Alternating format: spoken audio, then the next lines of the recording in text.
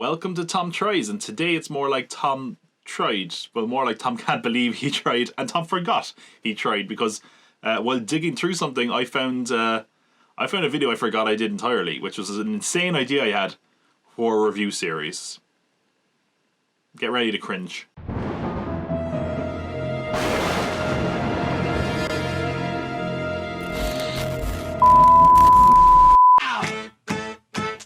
Another one right at the bus.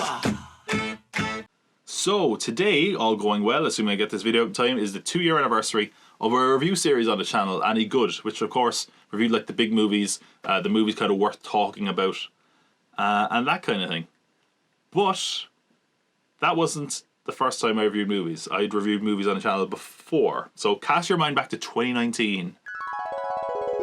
Not that long ago, we don't need like a flashback. But I just got started on the channel, making podcasts, making videos. And I figured, like, hey, this is coming into my first big summer movie season. Now, it's actually my only big summer movie season because of the pandemic, really. So I was like, I need a kind of series as opposed to just disconnected videos. I'd like some sort of review series where I can talk about all the big releases. The idea being that if there was a consistent brand, maybe people would just check out the videos instead of just, hey, this film sounds interesting, let me see what this person thought of it. Which, again, I had mixed results on. To quote the best Star Wars character ever, Maz Kanata, that's a story for another time, or whatever she says. Also in 2019, I didn't have a driver's license yet. I just never really needed to drive anywhere. Now, I actually would get my license like 2 months after. But up until then, I was getting the bus to the cinema and back from the cinema. Light bulb moment. Boom. What if I reviewed movies on the back of the bus on the way home? It would make it unique and different. And it would be like a new hook that no other channel has. And also, what a quick turnaround. I'd have the review done like 10 minutes after coming in the door. And every logical problem you thought of? Yeah, that's why people don't do that.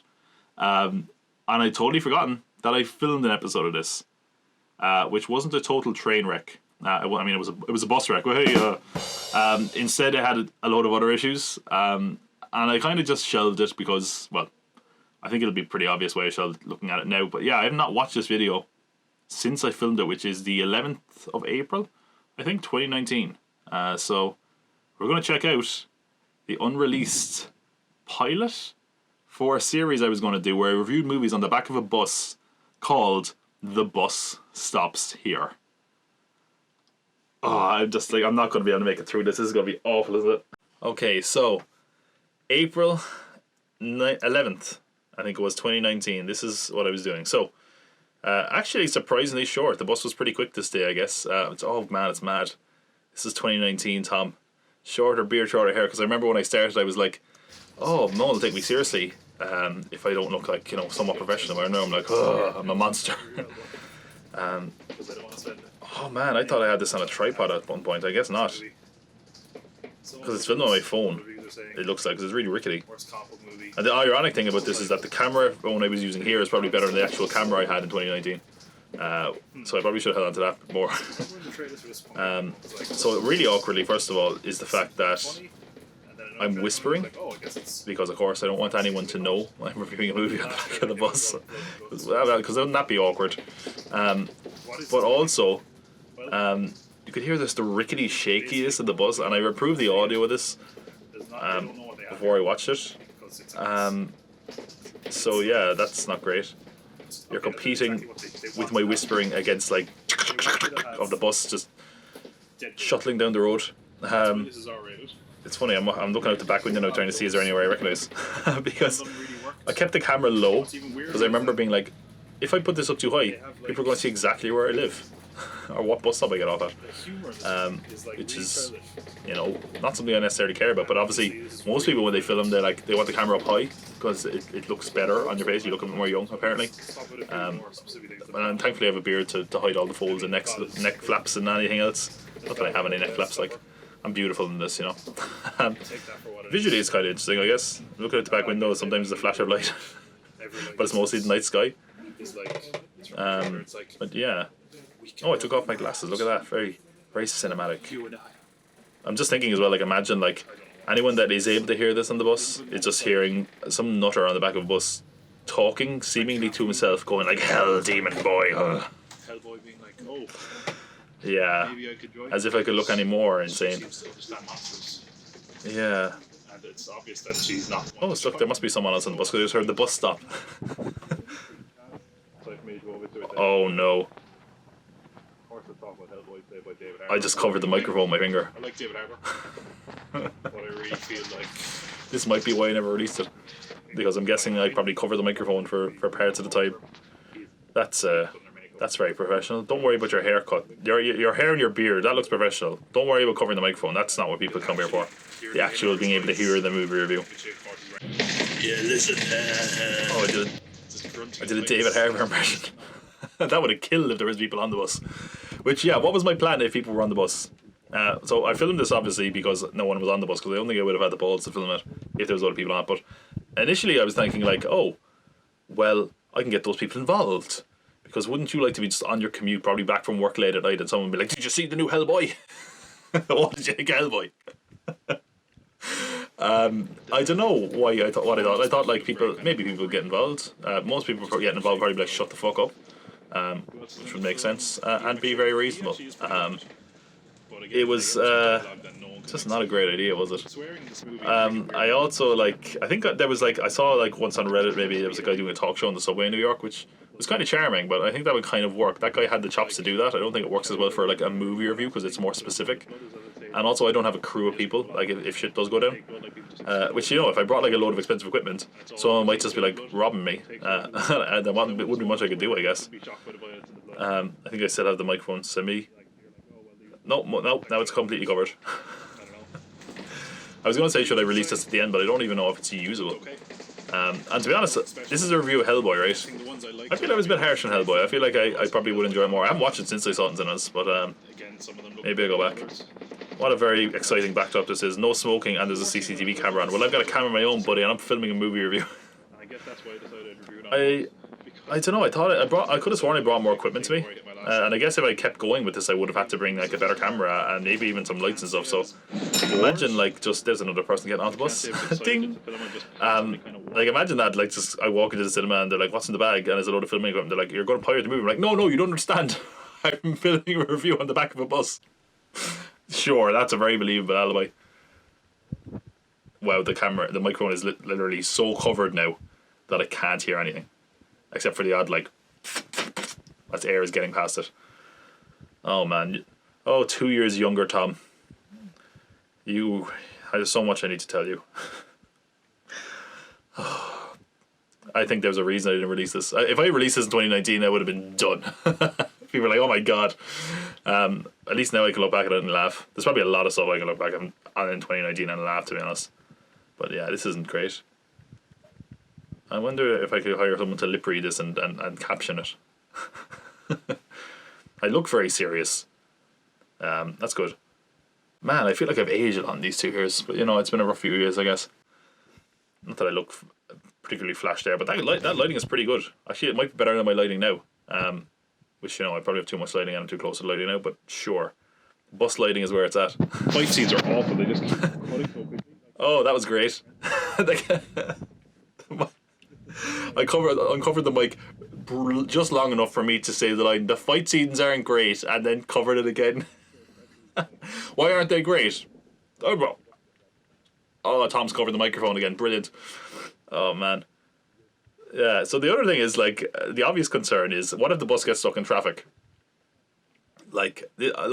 8 minutes, that's kind of fine. In fact, to be honest, I probably could have done a bit more on a film, eventually. All my reviews tend to be about 10 minutes, thereabouts, but 8 minutes is about the average.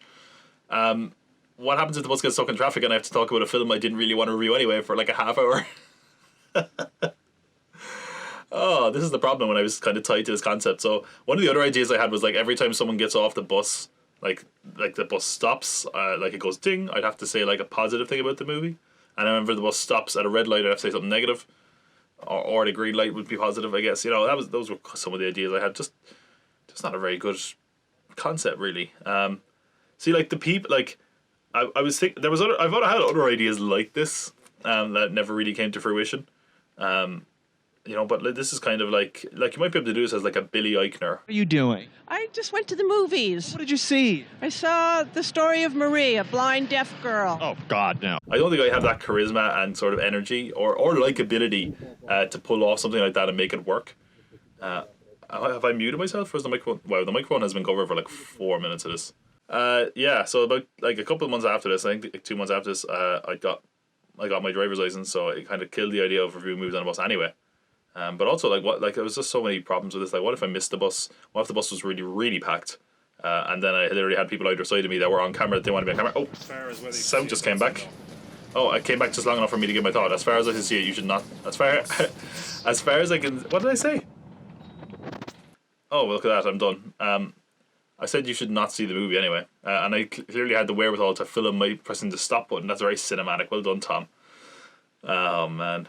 I do remember as well. I filmed the bus pulling into the stop, and that was going to be my intro. I was going to give it like all this 50s style music. Oh, it would have been glorious if I hadn't covered the microphone the whole time. I'd say if you actually took out the parts where I wasn't covering the microphone, it would be like a 2-minute review. Oh man. So that was The Bus Stops Here. Probably could have come up with a better name. It also wasn't the end of my idea to film like in transport because I don't think I have footage for this anymore. But like, by the time I had my driver's license, I was like, hey, I'm seeing a lot of movies and I'm not reviewing all of them for any good. Like, so maybe I couldn't do like a separate review series, more casual. And I was like, hey, it went so well on the bus, let me do it in the car. So I had a series going to be called Who Cares? So it would be like, who cares about Rambo? Which again, I think that's a decent idea. It could work. But again, obvious flaws. Number one, I can't really look at the camera because I'm looking at the road. I mean, like, God, imagine if I got pulled over by the guards for that. Like, what are you doing? Oh, I'm filming a movie review, officer, I swear. And what did you think of Rambo Last Blood? Like, yeah, not a good thing for like a new driver to just be like, oh yeah, well, Rambo wasn't very good. I had other ideas for that, like again, red light negative, green light positive. If someone honks, if I hear a car honk, say something about the movie or whatever. I had ideas for that and that kind of thing. That was when I basically realized how little traffic lights there were on my commute to the cinema because they were towards the end of my journey. So I basically had most of my thoughts about the movie done already, and then I was like, oh yeah, well, here's another negative thing that I'd already mentioned, but I'll say it again now. And then there was the obvious problem that I'm kind of doxing myself. Like, I'd be pulling up to my house. They'll know where I live. Not that that's a big deal, but you shouldn't. And I think I obviously didn't think about this because I filmed it very kind of spur of the moment. So I was like, I might give it a go. And I think you could see in my face if I had the footage. I wish I did. Where I'm on the way home and I'm like, oh my God, I'm going to drive right to my house. They will know where I live. And I start doing a load of laps around the park. And then I think I parked at a shopping centre. And that was the end of the review for Rambo Last Blood. Yeah, which again, these are movies you don't have much to say about. So there's not really a need to do a big long review when you're driving home. I actually would say it looked actually kind of cool with all the lights, kind of different colour lights flashing across my face and stuff. It was kind of cool. And that was interesting. But then I was I remember the final nail in the coffin for vehicular transport reviews, very specific. I mean, look, all the food review guys eating their cars. I can review movies in a car. But I was like, well, okay, I want to reveal where I live. What if I put a green screen somewhere in the car to edit that out? And I'm like, well, then I can't see out the back window. I'm like, okay, well, that won't work. What if I was to blur it? I'm like, well, that seems like a lot of work. It just doesn't seem entirely necessary, really.